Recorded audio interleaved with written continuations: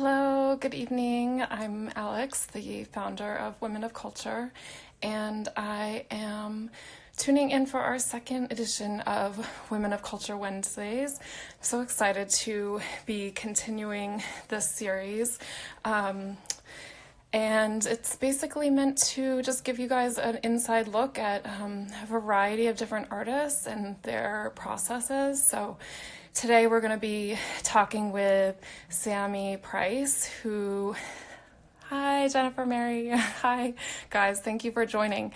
Who some of you may have had the pleasure of seeing at our Behind the Creative Curtain event in September of 2018. So let me just ask her to join. All right. I think she'll be with us. Hello. Oh, hi. How are you? Good. It's so good to see you. Yeah, good to see you too. So you're in Wisconsin now, you said, right? I am. For Okay. the quarantine, I came to Wisconsin to kind of be with family and Yeah. and just kind of, have a little bit more space because our apartment, is super small. So it was Yeah. a bit more room, Yeah, I did the same. I think I told you that I came out to Las Vegas where my boyfriend lives. So Is it super hot out there? yeah, it's yeah, it's been mostly like today it went down to the 80s and it's like, oh wow, it's really cool. You know, Yeah, it's real hot for sure. yeah. Well, thank you for being here. I see we have some people who have joined on who know you, so that's Oh, awesome. yes.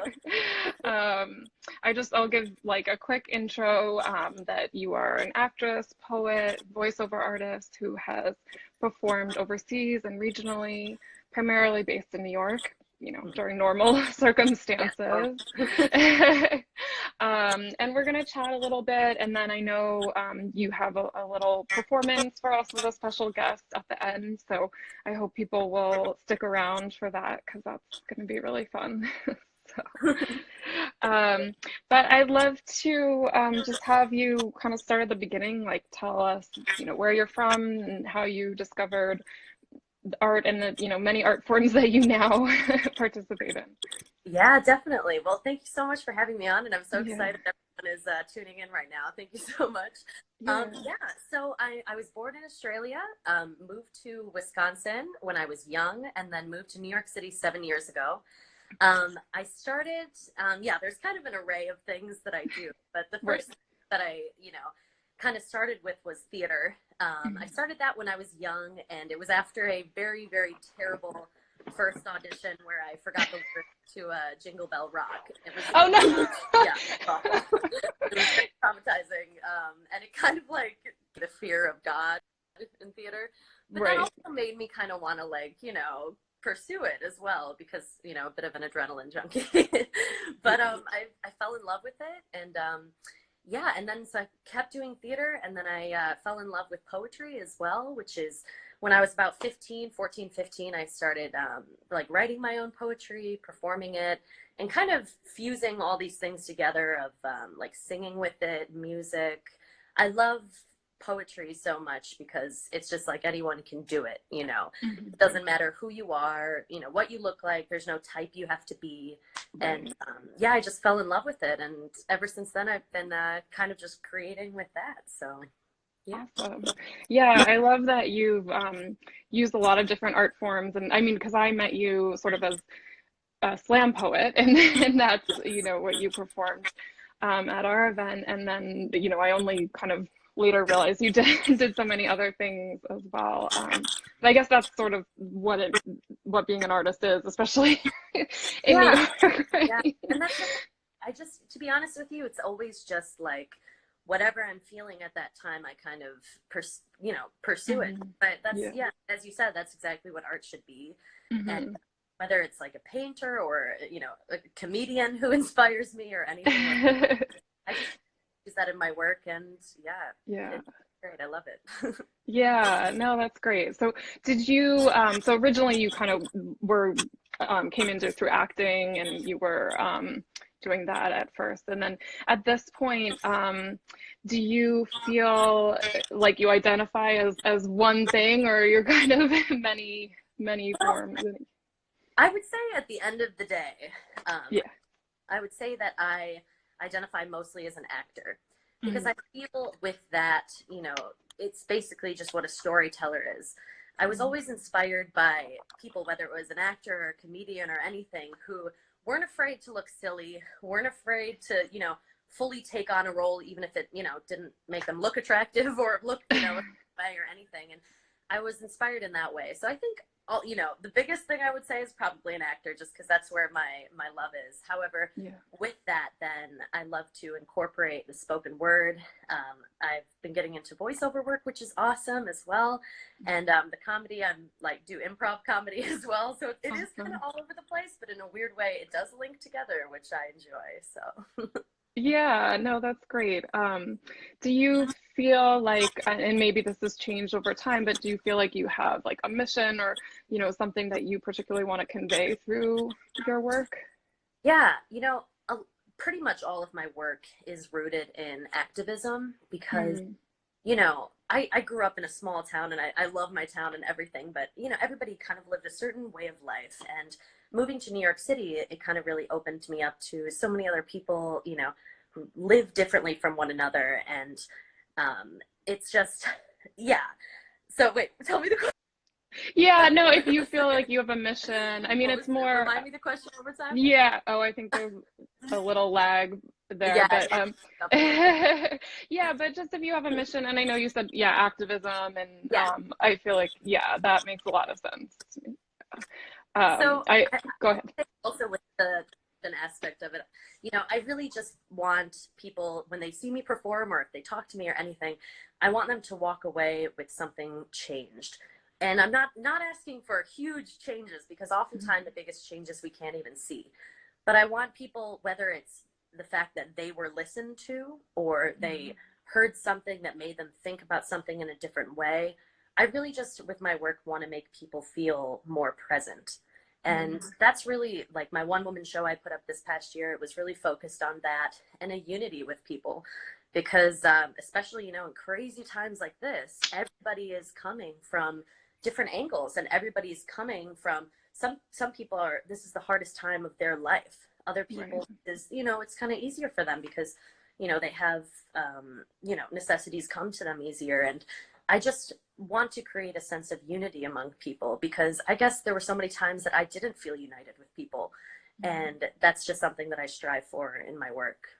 Yeah, that's cool. I think maybe that's something I connected it with in your work too, from some that I've seen, and like the poem that you did at our event that was told from the perspective of like this homeless woman, and it was just so powerful, and definitely made me think like I've never thought of what that Yeah. person thinks or feels. I So just became so fascinated with stories. I think that was mhm. honestly what it was. And for a while I started just writing from my own perspective. But then there's so many other minds, and not that I ever tried to tell anyone's story for them, Mhm. but to have a space where you can give a voice to certain topics that perhaps aren't talked about as often as they should be.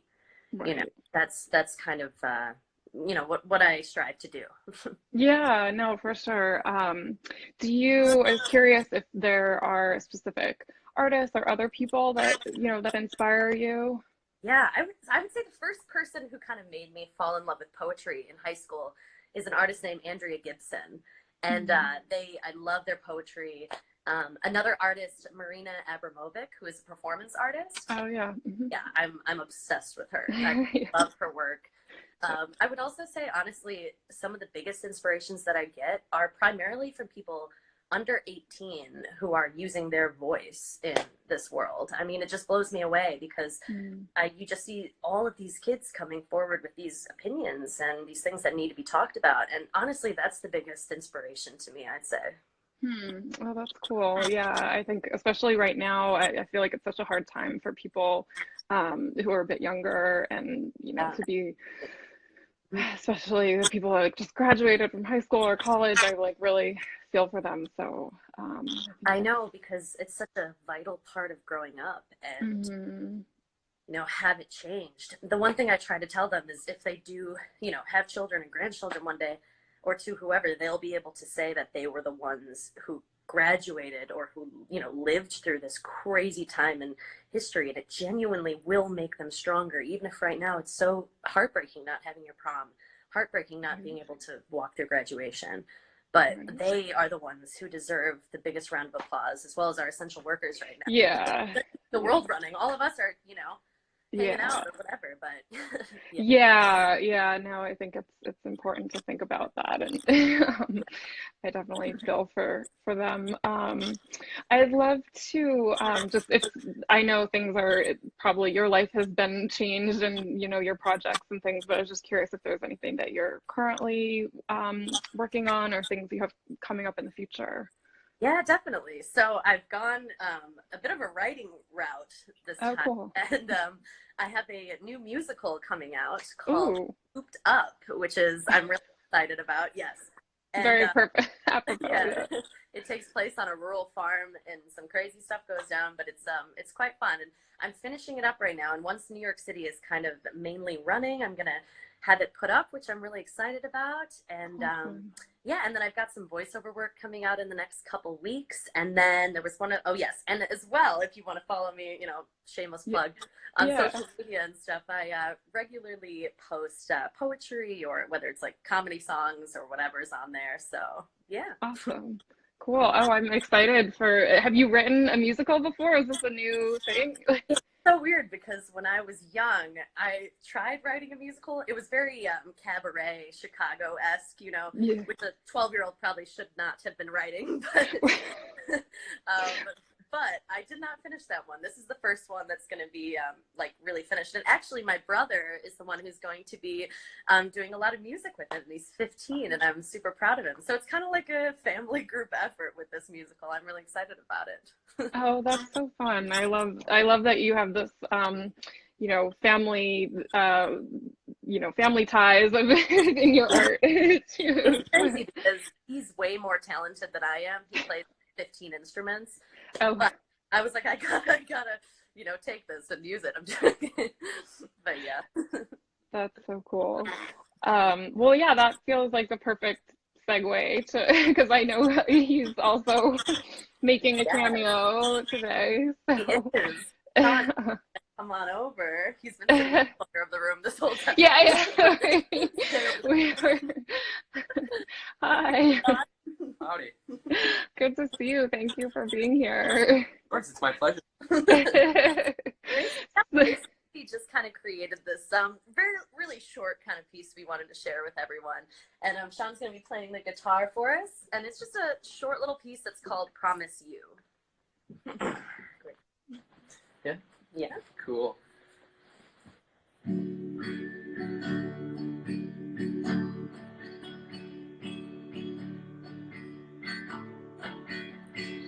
Life can be scary at times,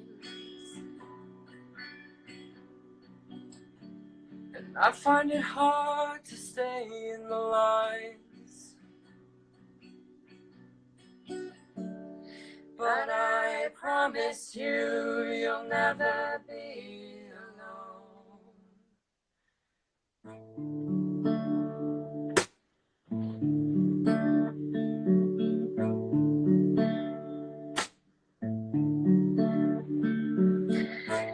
I'm here to tell you, the sun will rise the morning after the hardest night of your life. It will lay its warm arms down upon the safari, tickle the skyscrapers, and kiss the monks in Budapest. As it floats downwards past mountains, the moon will appear through the horizon and see human existence from a different angle. I've been trying to learn how to do that. There are lights, even hidden in the shadows. It is so easy to forget what we are. It is so easy to keep your eyes forward without ever looking up and knowing what's up there is also deep down inside of us. What we have made of this world is breathtaking. And heartbreaking. As fast as the cars racing past cheering fans, as slow as the glacier melting down past plastic cans, and the tick, tick, tick of the clock as the child expects what time dinner to be ready, it is so easy to forget how blessed we are. And that life is not just black and white. Humans are not all good or all bad, but I do have faith as I attempt to say what I really mean. We deserve love like oceans pulling us into its current, enrapturing the shivers as the calmness takes over. So go, hoist sail, and let the wind carry you, arms wide, unafraid, love and be loved. And as the sun rests down on you, it will warm even the coldest pieces of you as you breathe. And know you are never alone in being human.